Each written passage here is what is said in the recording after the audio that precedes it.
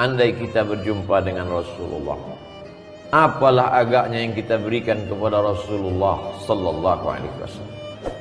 Sengaja kita dibuatnya jauh, sengaja kita dihidupkannya 1400 tahun setelah dia meninggalkan dunia.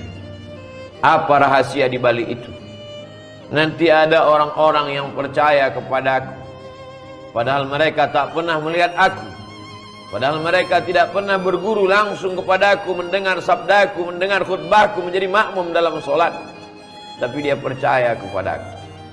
Itu sajalah agaknya yang menjadi hiburan buat kita di akhir zaman. Kita tak duduk sama dengan dia. Andai kita tak berjumpa di dunia dengan Rasulullah, maka perbanyaklah selawat, perbanyaklah amal soleh, supaya kita bisa berjumpa dengan Rasulullah